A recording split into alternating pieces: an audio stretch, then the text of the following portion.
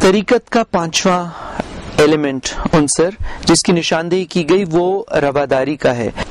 رواداری pluralism, tolerance سے شاید کہیں آگے کی چیز پلورلزم، ایک عزت کے ساتھ دوسرے کے مختلف طرح سے زندگی کو دیکھنے کے، حقیقت کو دیکھنے کے، ورلڈ ویو کے، خدا کو سمجھنے کے، خدا کے ساتھ رشتہ بنانے کے اور اس کی عبادت کرنے کے مختلف طرح کے جو طریقے ہیں ان کو ریکگنائز کرنا اور ان کی عزت کرنا.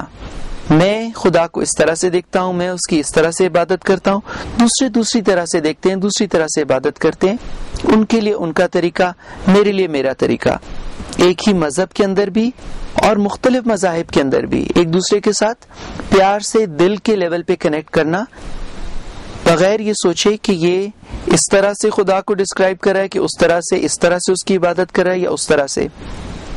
یہ چیز ہم یہ نہیں کہہ رہے کہ ہونی چاہیے، ہم یہ کہہ رہے ہیں کہ ہزاروں سال سے یہ چیز ہماری نفسیات میں، ہمارے وجود کا یہ حصہ ہے، ہمارے معاشرے کا یہ حصہ ہے اور اس کو ہمیں سمجھنا ہے. اور آج ہم اگر بہت تیزی کے ساتھ اس عنصر کو لوز کرتے جا رہے ہیں، اس کو کھوتے جا رہے ہیں اپنی زندگی میں، تو اس کو ہمیں سمجھنا ہے اور اس کو ہمیں بچا کے رکھنا ہے، کیونکہ یہ ایک خوبصورت چیز تھی ہمارے معاشرے کی، ہماری زندگی کی، جس کو ہم کھو نہیں سکتے، جس کو ہمیں کھونا نہیں چاہیے.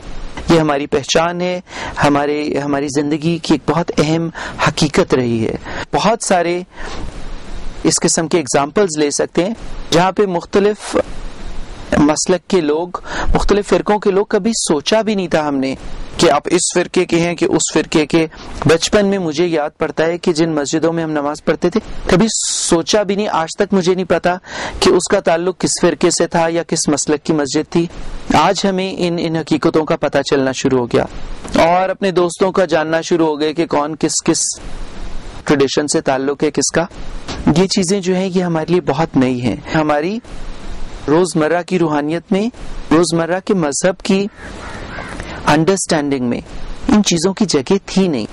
بہت ہلکا پھلکا سیدھا سادہ سا ہمارا مذہب ہوتا تھا جس میں ہم ان باریکیوں میں پڑھ کے اپنے کو دوسروں سے دور نہیں کرتے تھے. دل کے بیچ میں یہ دیواریں نہیں بنتی تھی. خوبصورت سا یہ جو ہمارا طریقہ تھا روحانیت اور مذہب کو سمجھنے کا، اس کو ہمیں بچا کے رکھنا ہے.